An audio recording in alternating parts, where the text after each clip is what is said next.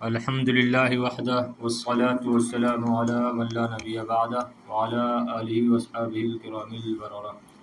بسم اللہ الرحمن الرحیم۔ فوائد المستخرجات علی الصحیحین، صحیحین پر مستخرجات کے فوائد۔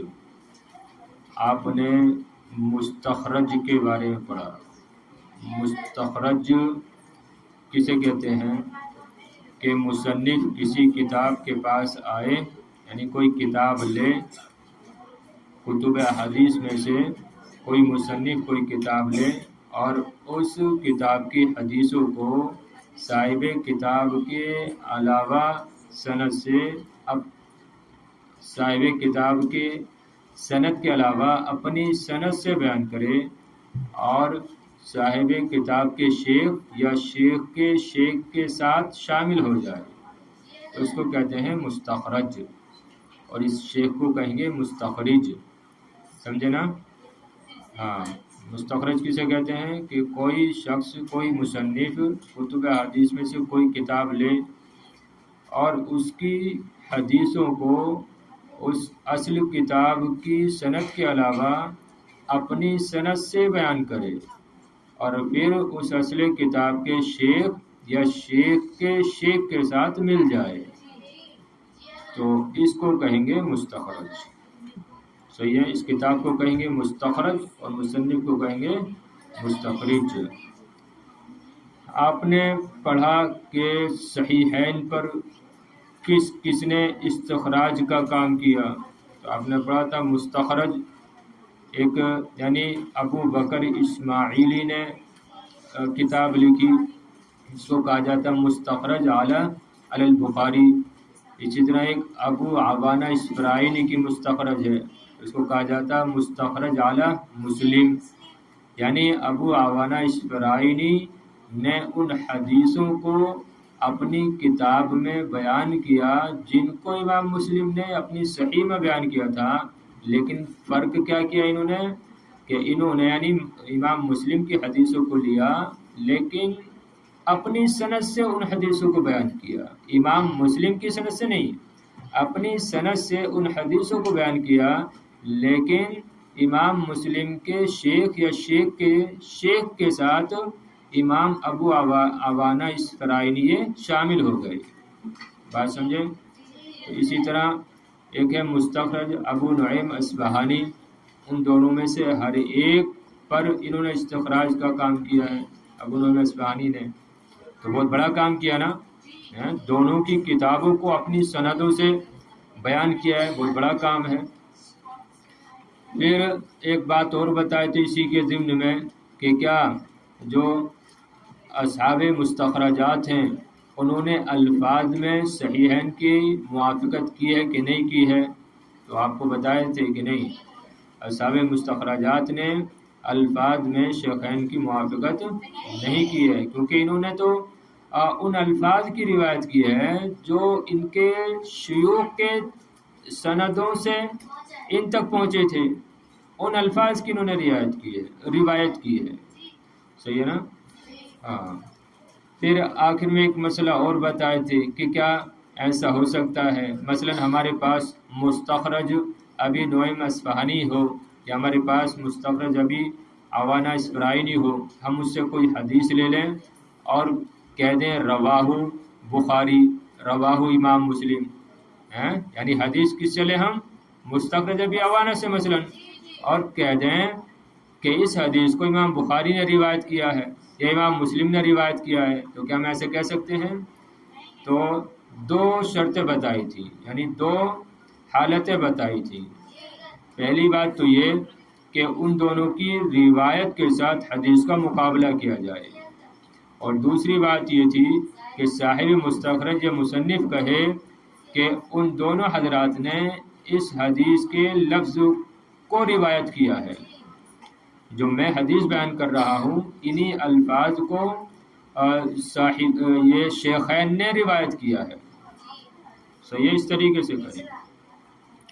اب فوائد المستخرجات علی الصحیحین، صحیحین پر مستخرجات کے اب فوائد کیا ہیں، آخر انہوں نے کیوں لکھی ہیں یہ کتابیں، یا پھر ان کے فوائد کیا ہو سکتے ہیں، کیا ان کے کوئی فوائد بھی ہو سکتے ہیں؟ تو بتانے دیکھیے، للمستخرجات علی الصحیحین فوائد کثیرۃ تقارب العشرۃ ذکرها السیوطی فی تدریبہ والیک اہمها۔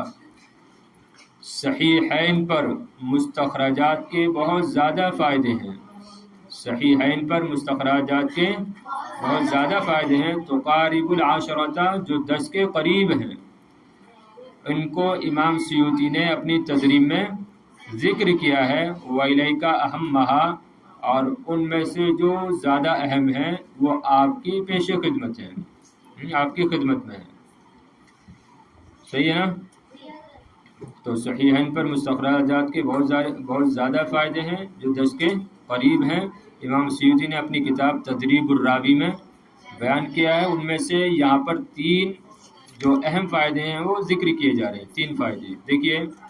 علو الاسناد، اسناد کا عالی ہونا، اسناد کا بلند ہونا، کیسے؟ لأن مصنف المستخرج لو روا حدیثا من طریق البخاری مثلا لوقع انزل من الطریق الذي رواہ به فی المستخرج، اس لیے کہ مستخرج کا مصنف، یا اس لیے کہ مستخرج کے مصنف نے اگر کوئی حدیث روایت کی مثلا امام بخاری کے طریق سے، تو وہ کم درجے کی ہوگی سند کے اعتبار سے، اس لوقع انزلہ تو وہ کم درجے کی ہوگی اس سند سے، الذی رواہ به فی المستخرج، کہ جس طریق سے، جس سند سے صاحب مستخرج نے اس حدیث کو مستخرج میں روایت کیا ہے۔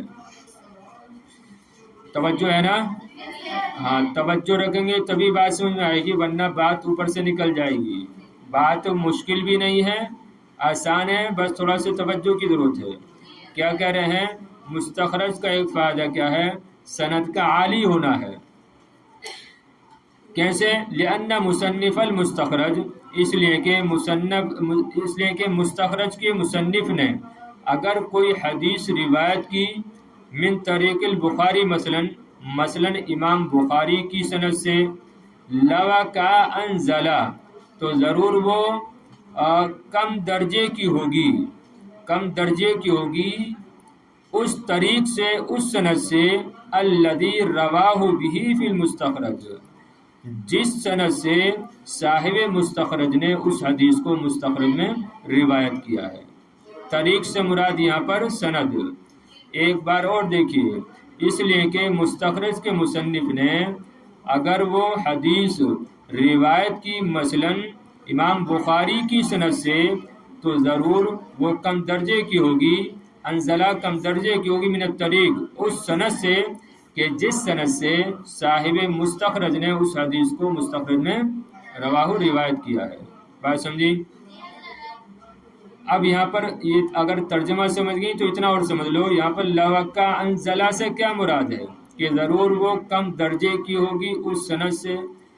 مطلب اس کا یہ ہے کہ واسطوں کے اعتبار سے، یعنی امام بخاری کی جو سند ہوگی وہ واسطوں کے اعتبار سے لمبی ہوگی، اس میں واسطے زیادہ ہوں گے، جبکہ صاحب مستخرج جو سند، جس سند سے وہ حدیث کو روایت کرتا ہے، اس کی سند میں واسطے کم ہوتے ہیں، اور محدثین کے نزدیک وہ سند زیادہ عالی ہوتی ہے، زیادہ اچھی ہوتی ہے جس میں واسطے کم ہوتے ہیں، اس سند کے بمقابل جس میں واسطے زیادہ ہوں۔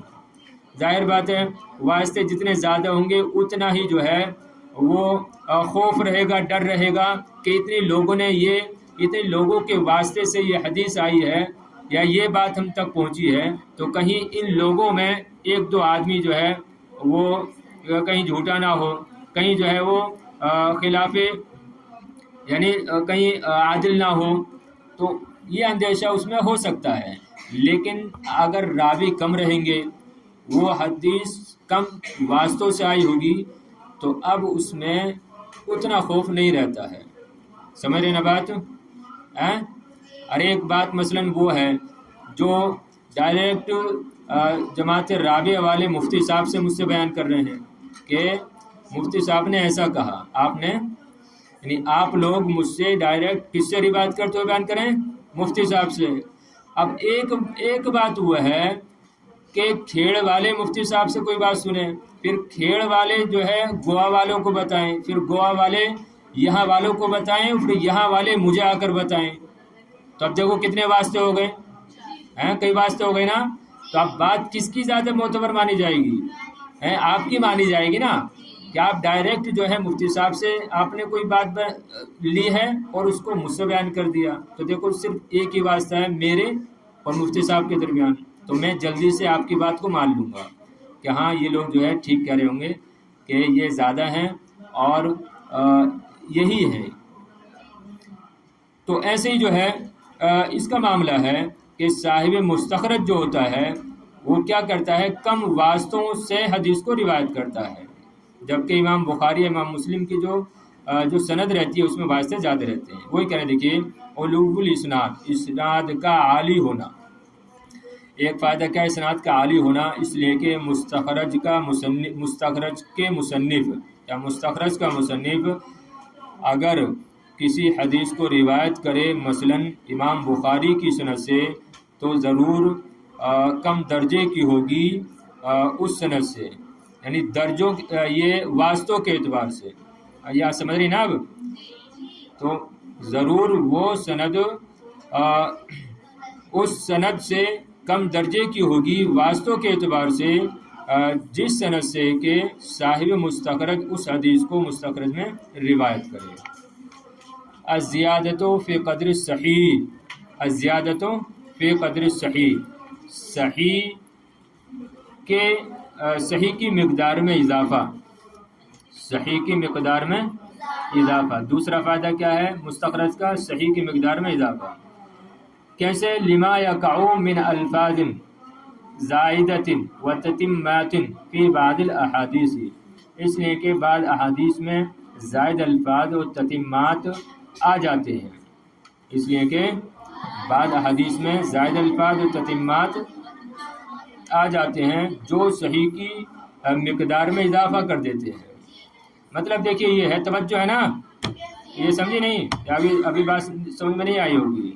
دیکھیے کوئی ایک ایسی حدیث ہے جس کو مثلا امام بخاری روایت کریں اور اس میں وہ بات کیا ہے مختصر ہے، لیکن جب وہی حدیث ہم نے مستخرج میں دیکھی تو صاحب مستخرج نے اس حدیث کو جو ہے تفصیل کے ساتھ بیان کر دیا، یعنی اس میں زائد الفاظ بھی آ گئی، تو اب جو ہے صحیح کی مقدار میں اضافہ ہو جائے گا اور بات جو ہے ایک دم واضح ہو جائے گی۔ بات سمجھ رہے نا؟ جیسے مثال دیکھ لو، جیسے مثلا بخاری شریف میں ہے الدین النصیحہ، الدین النصیحہ کہ دین نصیحت ہے۔ اب بات سمجھ میں نہیں آئی کہ کس کے لیے نصیحت، کیسے نصیحت ہے، تو جب ہم کسی مستخرج کتاب کو دیکھیں گے تو وہاں ملے گا الدین النصیحۃ للہ ولرسولہ ولکتابہ، تو اب جو ہے صحیح کی مقدار میں اضافہ ہو جائے گا۔ تو یہ کس سے فائدہ حاصل ہوتا ہے؟ مستخرج سے، کہ مستخرج میں کچھ ایسے زائد الفاظ، کچھ ایسے تتمات مل جاتے ہیں جو صحیح کی مقدار میں اضافہ کر دیتے ہیں۔ تتمات یعنی پورا کرنے والے، جو بات کو پورا کر دیں۔ تو الزیادۃ فی قدر الصحیح، صحیح کی مقدار میں اضافہ کرنا۔ لما یقع من الفاظ زائدۃ و تتمات فی بعض الاحادیث، اس لیے کہ بعض احادیث میں کچھ زائد الفاظ اور تتمات واقع ہو جاتے ہیں، مل جاتے ہیں، جو صحیح کی مقدار میں اضافہ کر دیتے ہیں۔ القوۃ بکثرت الطرق، کثرت طرق کے ذریعے قوت۔ تیسرا فائدہ کیا ہے مستخرج کا؟ کثرت طرق کے ذریعے قوت حاصل ہونا۔ وفائدتہ الترجیح عند المعارضہ، اور اس کا فائدہ اختلاف کے وقت، ٹکراؤ کے وقت ترجیح دینا ہے۔ اس کا مطلب یہ ہے، دیکھیے مثلا دو حدیثیں ہیں، دونوں میں اب ٹکراؤ ہو گیا، دونوں میں ٹکراؤ ہوا، ایک میں نفی ہے ایک میں نہیں ہے، ایک میں یہ بات ہے کہ اس کام کو کیا جائے اور ایک میں یہ ہے کہ نہ کیا جائے، تو آپس میں دو حدیث میں ٹکراؤ ہو گیا، تو اب کس کو ترجیح دی جائے گی؟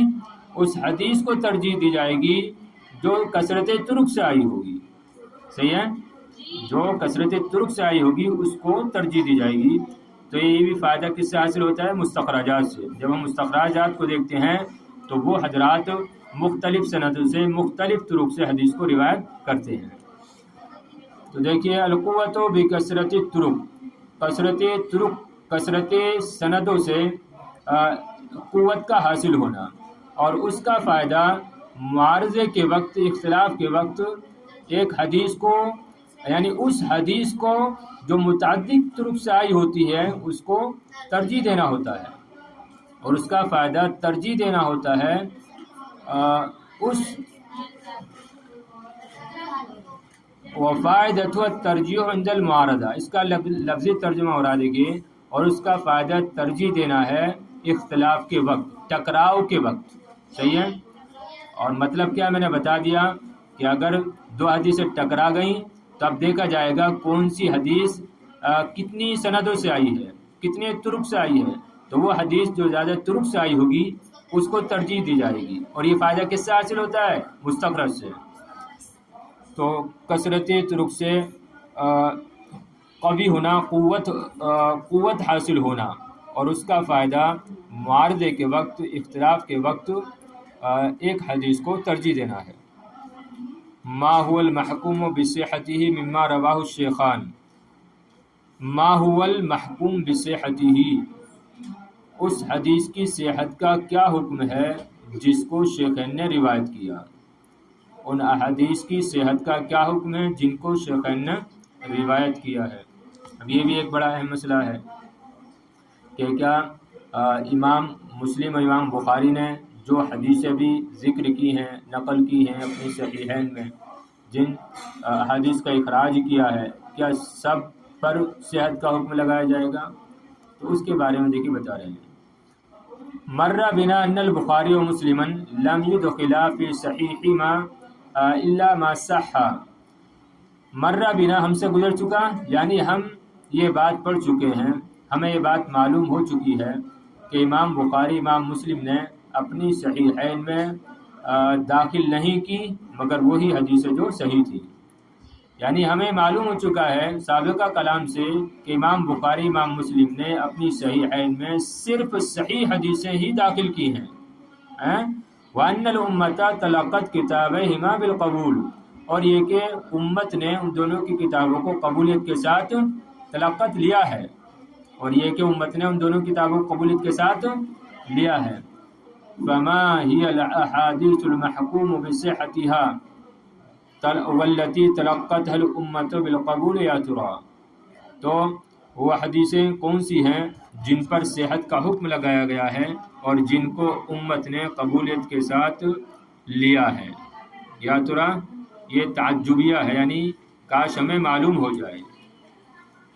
تو وہ یعنی انہوں نے یہ بتا دیا،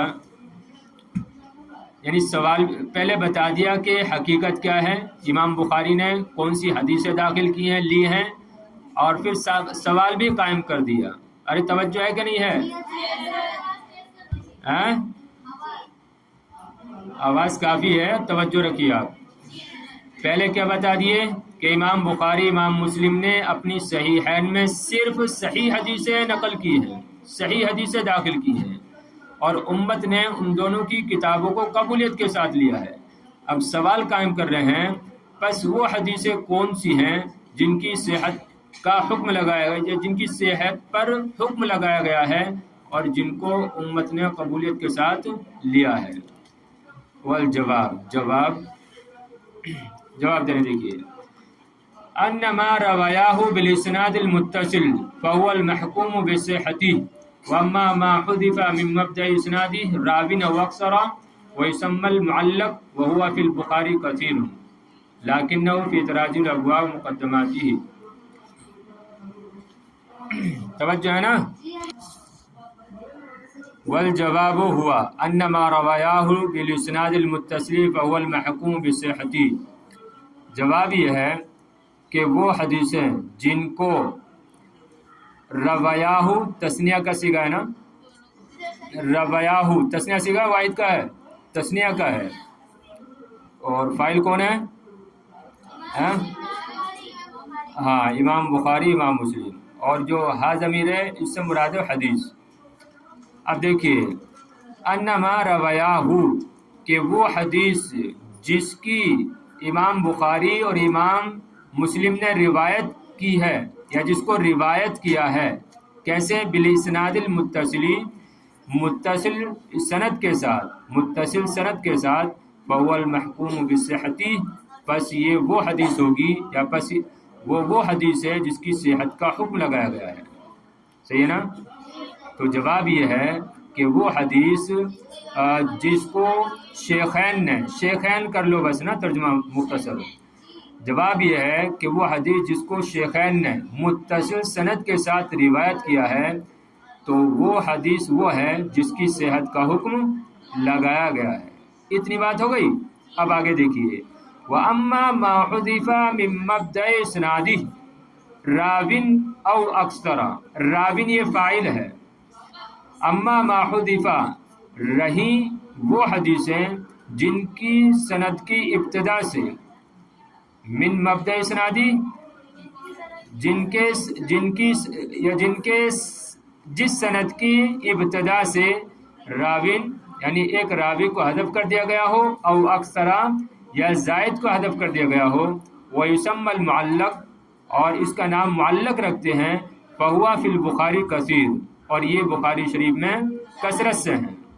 ابھی بات پوری نہیں ہوئی، پھر دیکھیے رہی وہ حدیثیں کہ جس کے اول سند سے ایک راوی کو حذف کر دیا گیا ہو، مبدا کا لگا لو اول سند، رہی وہ حدیثیں جن کی اول سند سے ایک راوی کو حذف کر دیا گیا ہو یا زائد کو حذف کر دیا گیا ہو، جس کو معلق کہتے ہیں، اور یہ معلق حدیثیں بخاری میں کثرت سے ہیں، زیادہ ہیں۔ ابھی بات نہیں پوری ہوئی، لیکنہ فی تراجم الابواب و مقدماتها، لیکن یہ کہاں ہے؟ بخاری میں کہاں ہے؟ ابواب کے تراجم میں ہیں، اور مقدماتها اور اس کے مقدمات میں ہیں، یعنی یہ بخاری کے ابواب کے تراجم میں ہیں اور مقدمات میں ہیں۔ ولا یوجد شیء منه فی صلب الابواب البتۃ، اور ان میں سے یعنی معلق حدیثوں میں سے کوئی بھی حدیث یہ ابواب کے صلب میں یعنی درمیانے ابواب میں بالکل نہیں پائی جاتی ہے، البتتاً بالکل بھی، اور اس میں سے یعنی معلق حدیثوں میں سے کوئی بھی حدیث ابواب کے درمیان میں بالکل بھی نہیں پائی جاتی ہے۔ سمجھے بات؟ ابھی دیکھیے، پھر دیکھیے دوبارہ، رہی وہ حدیثیں جن کے اول سند سے حذف کر دیا گیا ہو، راوین ایک راوی کو یا زائد کو، جس کو معلق کہتے ہیں، اور یہ بخاری میں زیادہ ہے، بخاری میں یہ کثرت سے ہے، لیکن یہ کہاں ہے؟ ابواب کے تراجم میں اور ابواب کے مقدمات میں، لیکن یہ ابواب کے درمیان میں اس میں سے کوئی بھی چیز بالکل بھی نہیں پائی جاتی ہے۔ اما فی مسلم، ابھی بخاری کی بات تھی، مسلم کی بات، اما فی مسلم فلیس فیہ من ذالک، رہی صحیح مسلم تو اس میں سے کچھ بھی نہیں ہے، یعنی صحیح مسلم میں کوئی بھی حدیث معلق نہیں ہے، یعنی کوئی بھی حدیث ایسی نہیں ہے کہ جس کے اول سند سے ایک راوی یا اکثر راویوں کو حذف کر دیا گیا ہو، مسلم میں ایسا کچھ نہیں ہے۔ الا حدیث واحد، استثناء کر رہے ہیں، مگر ایک حدیث، وہ بھی کہاں؟ فی باب التیمم، باب تیمم میں، لم یصلہ فی موضع آخر، کہ امام مسلم نے کسی دوسری جگہ میں اس کو متصل سند کے ساتھ بیان نہیں کیا ہے۔ فحکمہ کما یلی، تو ان سب کا حکم وہ ہے جو آ رہا ہے، یعنی اس ایک حدیث کا حکم، اور جو امام بخاری نے جو معلقات، امام بخاری کی جو معلقات ہیں، یعنی جن کے اول سند سے ایک راوی یا اکثر راوی جو حذف کر دیے گئے ہیں، ان کا حکم کیا ہے؟ یہ اب آ رہا ہے۔ بات سمجھی؟ ارے ابھی بات سمجھ میں نہیں آئی؟ دیکھو پھر دیکھو اختصار کے ساتھ، دو قسم کی حدیثیں ہیں، سمجھ رہے ہیں؟ کچھ وہ حدیثیں ہیں جن کو امام مسلم اور امام بخاری نے، شیخین نے متصل سند کے ساتھ روایت کیا ہے، تو اس کے بارے میں کیا کہے کہ یہ ایسی حدیث ہیں جن کی صحت کا حکم لگایا جائے گا۔ دوسری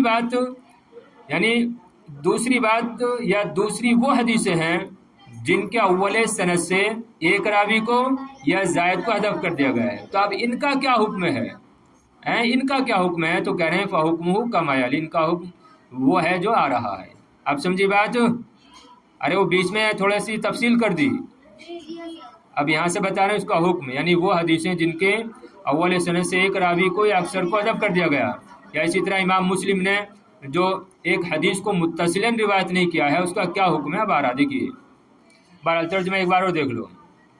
واما ما حذف من مبدأ اسنادی، رہی وہ حدیث جس کے اول سند سے ایک راوی کو یا اکثر کو حذف کر دیا گیا ہو، اور اس کو معلق کہتے ہیں، اور ایسی حدیثیں بخاری میں زائد ہیں، لیکن وہ کہاں ہیں؟ ابواب کے تراجم اور ابواب کے مقدمات ہیں، اور اس میں سے ابواب کے درمیان میں کچھ بھی نہیں پایا جاتا ہے۔ رہی وہ حدیثیں جو مسلم میں ہیں، تو مسلم میں اس میں سے یعنی معلق حدیثوں میں سے کچھ بھی نہیں ہے، مگر ایک حدیث تیمم کے باب میں لم یصلہ فی موضع آخر، کہ جس کو امام مسلم نے دوسری جگہ میں متصلا روایت نہیں کیا ہے، فحکمہ کما یلی، تو اس کا حکم ویسا ہے جیسے کہ آ رہا ہے۔ دیکھیے، فما کان منہ بصیغۃ الجزم، پس وہ حدیثیں جو صیغہ جزم کے ساتھ آئی ہیں، قال و امر و ذکر فهو حکم بصحتہ المضاف الیہ، جیسے کہ مثلا قال امر ذکر فهو حکم بصحتہ، تو یہ ایسی حدیثیں ہیں کہ جس کی صحت کا حکم لگایا جائے گا، عن المضاف الیہ، اس کی طرف نسبت کرنے، عن المضاف الیہ، اس کے مضاف الیہ کے اعتبار سے، یعنی اس کی طرف منسوب راوی کے اعتبار سے۔ تو فما کان منہ بصیغۃ الجزم، تو رہی وہ حدیثیں جو صیغہ جزم کے ساتھ آئی ہیں، جیسے کہ قالا کے ساتھ یا امرا کے ساتھ یا ذکرہ کے ساتھ، فہو حکم بصحتہ، تو یہ وہ حدیثیں ہیں کہ جن کی صحت کا حکم لگایا جائے گا، عن المضاف الیہ، مضاف الیہ کی طرف نسبت کرتے ہوئے، یعنی جس کی طرف نسبت کی جا رہی ہے اس کی طرف نسبت کرتے ہوئے اس کی صحت کا حکم لگایا جائے گا۔ وما لم یکن فیہ جزم، اور وہ حدیثیں جن میں جزم نہیں ہے یا جو صیغہ جزم کے ساتھ مروی نہیں ہیں، کا یروا و یذکر و یحکا و روی و ذکر، یعنی جیسے کہ اس طریقے سے مجہول صیغوں کے ساتھ روایت کیا جائے، یعنی یروا روایت کیا گیا، یذکر ذکر کیا جاتا ہے، تو یہ سب کیا مجہول کے صیغے نا، ان میں جزم نہیں ہوتا ہے۔ تو وما لم یکن فیہ جزم، اور وہ حدیثیں جن میں جو صیغہ جزم کے ساتھ مروی نہیں ہے، جیسے کہ یروا و یذکر و یحکا و روی و ذکر، فلیس فی حکم بصحتہ ان مضاف الیہ، تو یہ وہ حدیثیں ہیں کہ جن کی صحت کا حکم نہیں لگایا جائے گا مضاف الیہ کی طرف نسبت کرتے ہوئے۔ وما ذالک فلیس فی حدیث واحد، لیکن اس کے باوجود صحیح مسلم بخاری میں کوئی واہی حدیث نہیں ہے، کوئی بیکار حدیث نہیں ہے۔ کیوں؟ لدخالہ فی الکتاب المسمی بالصحیح، اس حدیث کے ایسی کتاب میں داخل ہونے کی وجہ سے جو صحیح کے ساتھ مسمی ہے، جو المسمی بالصحیح ہے، جس کا نام صحیح رکھا گیا ہے، تو اس کے باوجود اس میں کوئی واہی حدیث، واہی یعنی بیکار حدیث، فائدے سے خالی حدیث نہیں ہے، لدخالہ، اس حدیث کے داخل کرنے کی وجہ سے ایسی کتاب میں جو صحیح کے ساتھ مسمی ہے، جس کا نام صحیح رکھا گیا ہے۔ ظاہر بات ہے بخاری مسلم کیا کہا جاتا ہے؟ صحیح کہا جاتا ہے، صحیح بخاری، صحیح مسلم۔ تو اگرچہ کوئی حدیث بغیر جزم کے صیغے کے ساتھ ہی کیوں نہ ہو، اس کو جو ہے بیکار نہیں کہیں گے، کیونکہ ظاہر بات ہے صحیح حدیث کی کتاب ہے، اس کا نام ہی صحیح البخاری ہے، صحیح مسلم ہے، تو اس میں کوئی جو ہے بیکار حدیث نہیں ہو سکتی ہے۔ سمجھے بات؟ ترجمہ دیکھ لیجیے پھر ایک بار اور. کہاں سے لگائیں؟ شروع سے.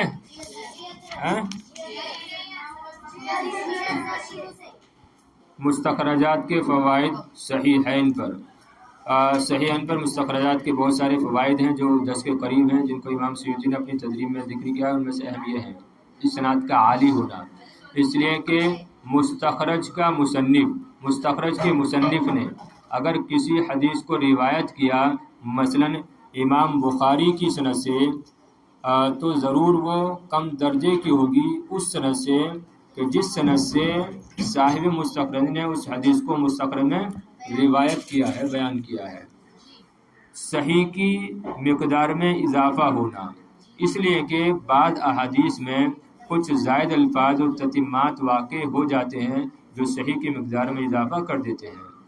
کثرت طرق سے قوت کا حاصل ہونا، اور اس کا فائدہ تعارض کے وقت ایک ایسی حدیث کو ترجیح دینا ہے جو کثرت طرق سے آئی ہو.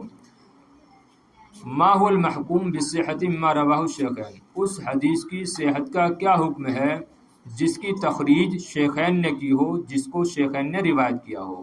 جیسے کہ ہم پڑھ چکے ہیں کہ امام بخاری امام مسلم نے اپنی صحیحین میں صرف وہی حدیث داخل کی ہے جو صحیح ہے، اور امت کا ان دونوں کو قبولیت کے ساتھ لینے پر اتفاق ہے. تو پھر وہ حدیثیں کون سی ہیں جن پر صحت کا حکم لگایا گیا ہے اور جن کو امت نے قبولیت کے ساتھ لیا ہے؟ جواب یہ ہے کہ وہ حدیث جس کو شیخین نے متصل سند کے ساتھ روایت کیا ہے تو اس کی صحت کا حکم لگایا جائے گا. رہی وہ حدیث جس کے اول سند سے ایک راوی یا اکثر راوی محذوف ہو، جس کو معلق کہتے ہیں، اور یہ معلق بخاری میں زائد ہیں، لیکن راویوں کا ہدف یہ ابواب کے تراجم میں اور ابواب کے مقدمات میں ہے. صلب ابواب یعنی ابواب کے درمیان میں ان میں سے کوئی بھی چیز ایسی نہیں پائی جاتی ہے. رہی مسلم شریف میں، یعنی رہی ایسی حدیثیں مسلم شریف میں، تو مسلم میں اس میں سے کچھ بھی نہیں ہے مگر ایک حدیث باب تیمم میں کہ اس کو امام مسلم نے کسی دوسری جگہ متصل روایت نہیں کیا ہے، تو اس کا حکم وہ ہے جو آ رہا ہے. پس وہ حدیث جس کو صیغہ جزم کے ساتھ روایت کیا گیا ہو، یقین کے صیغے کے ساتھ جس کو روایت کیا گیا ہو، جیسے کہ مثلا قالا یا امرا اور ذکرا کے صیغے کے ساتھ روایت کیا، تو اس کا حکم فوا حکم بصحت مضاف الیہ، تو اس کی صحت کا حکم لگایا جائے گا مضاف الیہ کی طرف نسبت کرتے ہوئے. اور وہ حدیث جس میں جزم نہیں پایا جاتا ہے یا جس کو صیغہ جزم کے ساتھ روایت نہ کیا گیا ہو، جیسے کہ یروا و یذکر و یحکا و رویا و ذکرا کے صیغے سے، تو یہ وہ حدیث ہے کہ اس میں مضاف الیہ کی طرف نسبت کرتے ہوئے اس کی صحت کا حکم نہیں لگایا جائے گا. لیکن اس کے باوجود اس میں کوئی واہی حدیث نہیں ہے. کیوں؟ لادخال ہی اس کے ایسی کتاب میں داخل ہونے کی وجہ سے جس کا نام صحیح رکھا گیا ہے. صحیح ہے؟ اس کے باوجود اس میں کوئی ایسی بیکار حدیث نہیں ہے، اس لیے کہ اس کو ایسی حدیث میں کتاب میں داخل کیا گیا ہے ہاں کہ جس کا نام صحیح رکھا گیا ہے.